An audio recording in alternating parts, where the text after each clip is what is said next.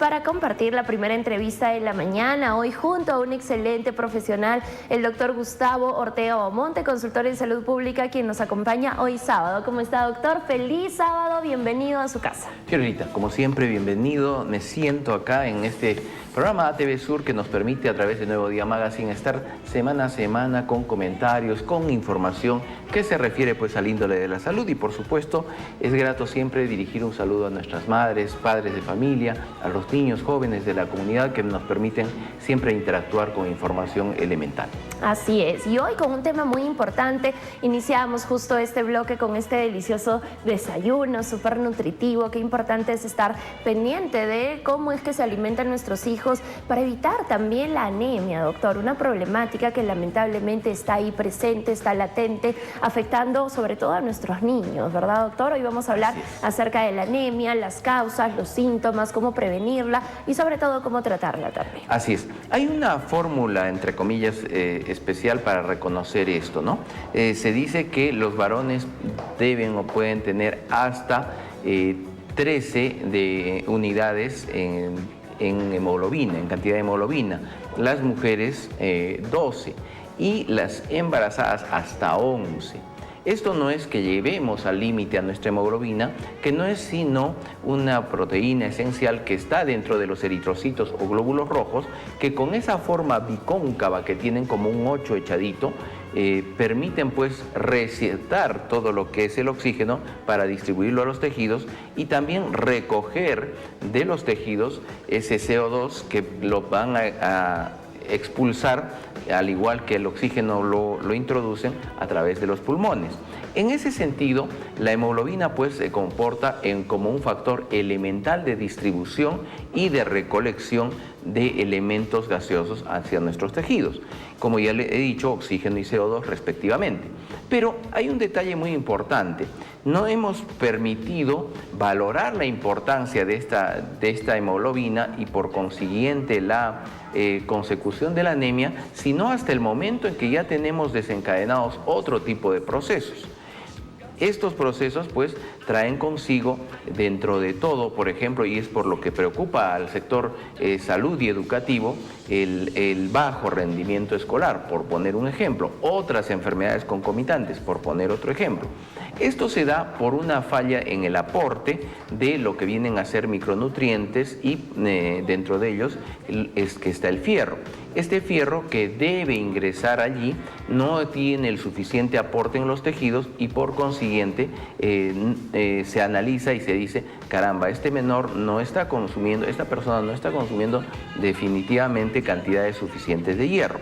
En primer lugar, puede que haya una falla en la producción, y esta producción se da, como bien sabemos, a nivel de lo que viene a ser la médula ósea, un tejido importante y que de alguna u otra manera permite establecer que esta producción sea acorde a las necesidades del cuerpo. Un eritrocito que porta hemoglobina y que sirve para el transporte de estos gases arteriales va a permitir tener un tiempo de vida media de aproximadamente 120 días. En esa función pues va a tener un elemento productivo, es decir, un multiplicativo, pero también un elemento destructivo. Cuando el elemento destructivo empieza a proceder a destruir mayor cantidad de glóbulos rojos, también se puede producir obviamente esta anemia. Pero también hay otro tipo de pérdidas o de modificaciones, alteraciones en el organismo, como son los sangrados profusos producto de accidentes, pero naturales, como en el caso de las damas, en el caso de la menstruación, que mes a mes se tiene a bien realizar, y que puede ser pues conocido en abundancia como metrorragia, y también puede ser producido por pérdidas insensibles. Dentro de estas pérdidas insensibles, un sangrado frecuente, presente allí, no solo a nivel gastrointestinal, sino en alguna otra parte del cuerpo.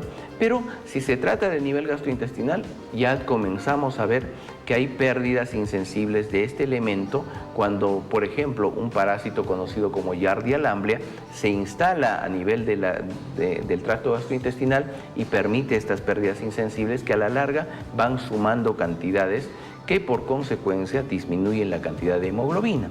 Eso es lo que en el panorama general ocurre con el proceder o manifestación de esta anemia a nivel corporal.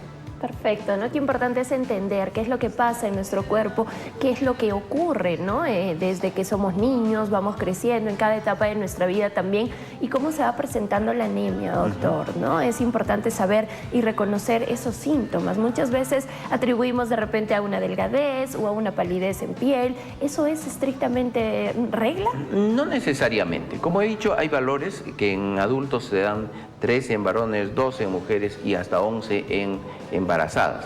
Sin embargo, la medida, hay dos medidas, ¿no? Una que es el hematocrito, que es la relación porcentual de elementos de glóbulos rojos en la sangre, y esa medida, que aproximadamente podría ser, por decir, 45, dividida entre 3, lo cual no es necesariamente exacto, podría dar una cantidad de hemoglobina, que sería 15, por decir así.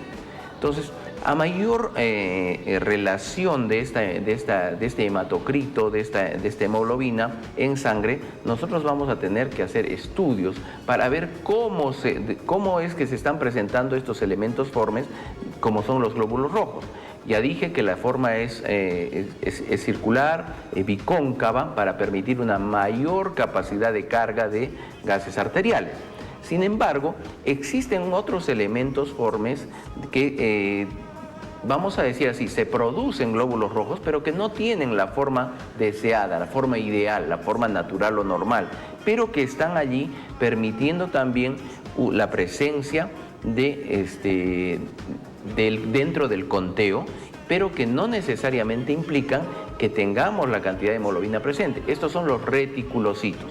Y para los hematólogos esto es importante. Un reticulocito va a tener una capacidad de carga, pero mucho menor de oxígeno, porque la forma es ya también como un cuernito, como un croissant. Entonces, esto va a permitir que estos elementos formes reticulocitos nos digan, hay glóbulos rojos, pero no hay suficiente capacidad de carga. ¿De acuerdo? Y si no hay suficiente capacidad de carga, nosotros vamos a empezar a presentar problemas de anemia, dentro de los cuales vamos a tener la manifestación básica, la palidez, la claridad de la tez no necesariamente expresa ello. Hay que ver lo que viene a ser el área conjuntival. Hay que ver el llenado del lecho unguial, en qué tiempo se llena luego de la presión los lechos unguiales. Por eso es importante que cuando somos evaluados tengamos a bien tener lo que es, en el caso de las damas, las uñas despintadas, y que permita hacer esa evaluación previa. Hay que ver también otros elementos que son concomitantes o paralelos a esto, como es la presencia de alguna otra enfermedad, sea crónica, por ejemplo, o sea aguda. En el caso de las epistaxis o sangrados nasales, proyectan o proveen también una pérdida, un sangrado que permite la disminución de la hemoglobina. Por eso todo sangrado debe ser controlado. Todo acto operatorio debe ser controlado para que no discurra por allí un sangrado que de alguna u otra manera va a traer como consecuencia la anemia, y la anemia como tal, paralelo a otras patologías, puede traer pues como consecuencia también la muerte. Así es, ¿no? Tenemos que concientizar hasta dónde podemos llegar con esto. ¿Qué pasa cuando ya tenemos el diagnóstico? ¿Cómo superamos estos cuadros anémicos, doctor? Lo primero es saber hasta qué punto hemos llegado. Lo segundo es que no necesariamente toda persona con anemia debería recibir una transfusión sanguínea. Se dice, se habla, se comenta que a partir de los 8, 9 medidas de hemoglobina, uno ya tiene que tener una posibilidad de decir, ups, un momento, ya tiene necesidad de recibir una transfusión sanguínea. He ahí la importancia de la donación de sangre también. Pero si no está ello allí y si vemos un déficit de hemoglobina, podemos iniciar con los suplementos alimentarios respectivos, que buenamente siempre a través del programa se difunden. Pero también hay una posibilidad, que ante la detección de ello tenemos que revisar el esquema nutricional, qué está comiendo, qué está consumiendo la persona, porque puede ser algo circunstancial nada más. Si no es algo circunstancial, si ya se denota que hay una pérdida constante y esta disminución sigue en declive, pues voy a suministrar el llamado sulfato ferroso. Este sulfato ferroso, que no es otra cosa que un elemento que a través de la vía digestiva, en primer lugar, y mayormente si la persona lo tolera, pues va a permitir la administración de hierro para nuestro organismo. Pero esto también puede tener fallas en el entendido de que puede haber un síndrome de mala absorción de este elemento, ¿no? Pero advirtiendo a la persona, al paciente al cual se le suministra este elemento, que va a tener dos cuadros paralelos. Y estos cuadros paralelos que no nos deben asustar, en primer lugar, son las heces que cambian de color, se vuelven totalmente oscuras, ¿no? Que no nos asuste ello. Es porque el hierro está no solo siendo parte de nuestra digestibilidad, de nuestra digestión, sino también que tiende a manifestar su coloración a través de las heces, en primer lugar. Y en segundo lugar, el hecho de volver a las personas o tender a que las personas se vuelvan estreñidas, es decir, que las heces endurezcan un poco más, que al endurecerse simplemente tengan dificultad de expulsión, y esto sobre todo en niños hay que controlarlo paralelamente. No asustarnos frente a esto, pero sí advertir a nuestros papitos, a nuestras mamitas, a nuestros pacientes que esto podría ocurrir. Y si ocurre, enhorabuena de reportarlo, porque el estreñimiento, por ejemplo, no es otra cosa que un signo de una poca actividad de la prensa abdominal, una poca ingesta de líquidos y una pobre ingesta de fibra dietaria. Entonces, con ello podemos restituir la función, el tránsito intestinal de manera natural, sin necesidad de algún otro laxante o algún otro elemento que de alguna u otra manera se convertiría en el aumento de un tratamiento, más no en la tranquilidad por recuperar los niveles de hemoglobina deseados. Así es, atentos, atentos con esa información. Sabemos pues que cuando nuestros hijos, por ejemplo, son bebés, se les da ese suplemento de hierro, ¿verdad, doctor? Nosotros podemos suplementarnos también en edad adulta, de repente a nuestros hijos adolescentes, más grandes, ¿o tiene que haber siempre una prescripción? Tiene que haber de preferencia una prescripción, y esa prescripción tiene que ser en virtud a los niveles de hemoglobina que tengamos, a los niveles de hierro mínico que tengamos, y esos niveles van a tender a expresar que también estamos en ello. No estamos hablando necesariamente, como dije, del hematocrito o de la cantidad, el porcentual de glóbulos rojos que tengamos. Estamos hablando de la cantidad de hierro. Y esa cantidad de hierro también nos va a permitir, como bien lo has dicho, una buena oxigenación. Y esa buena oxigenación va a permitir pues que tengamos una presencia de asimilar oxígeno y expulsar lo que es el CO2. Entonces, con ello nosotros estamos cumpliendo con la expectativa que tenemos para con nuestra salud.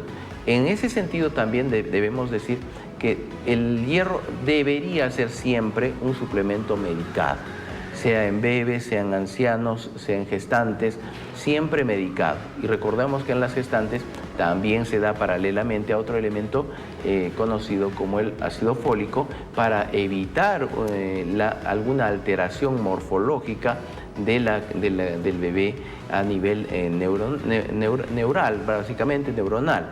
Entonces, son elementos que se van dando progresivamente y que tienen que tener una prescripción, tienen que tener un tiempo de duración en la prescripción, porque de alguna u otra manera estamos viendo que se recupera el estado, el nivel de hemoglobina en la sangre, y por ende se recupera también el nivel de lo que viene a ser este hierro hemínico, este hierro presente allí, que no solo con la dieta puede estar suplementado, sino también con este elemento como es el sulfato ferroso, que generalmente se suministra también de la mano de un cítrico, ¿no? Una naranjada, una limonada, que nos permita también mejorar esa asimilación a nivel gastrointestinal.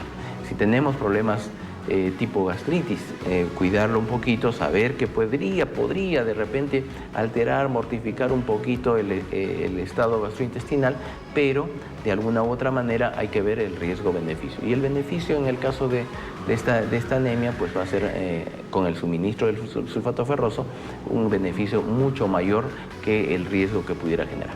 Así es, atentos, atentos con toda esa información. ¿Cada cuánto tiempo deberíamos de sacarnos estas pruebas para descartar anemia, doctor? Normalmente un chequeo de esto se hace anualmente, salvo que haya una tendencia, salvo que haya un antecedente personal, familiar, pues ya se acortan los tiempos, ¿no?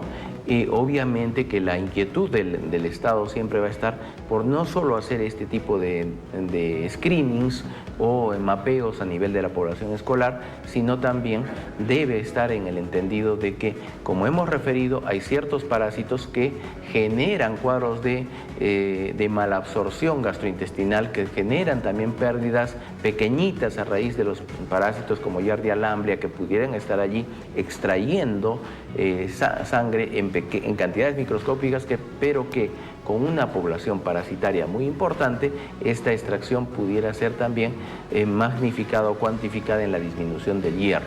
Y si pasa eso, nosotros tenemos que tener en cuenta o consideración que esta disminución del hierro pues necesita ser también paralelamente a la reposición o recibir un tratamiento de los parásitos gastrointestinales que pudieran estar allí.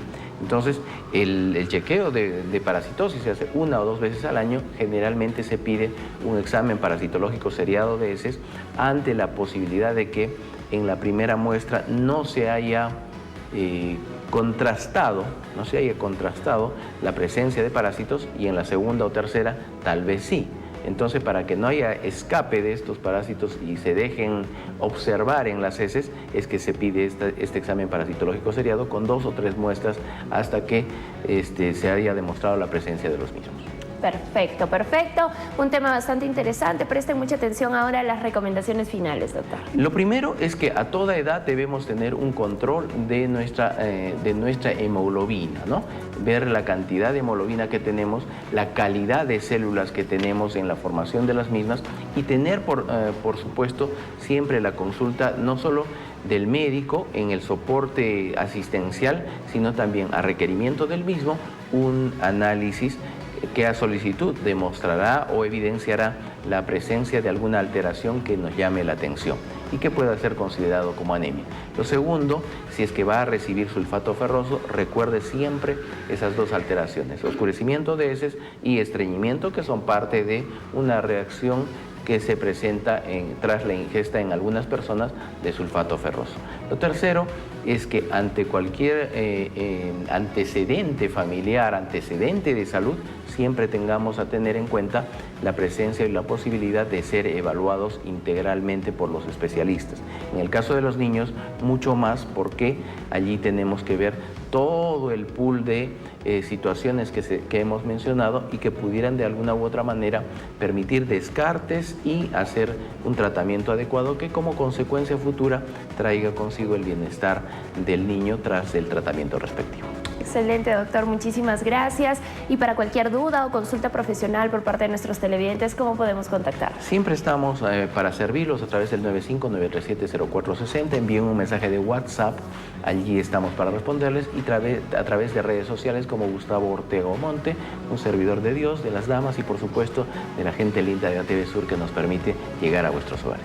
Muchísimas gracias, doctor. Ahí está en su pantalla apareciendo toda la información, así es que por favor trabajemos en este tema, hagámonos nuestros chequeos preventivos, a nuestros pequeños también, y no nos descuidemos.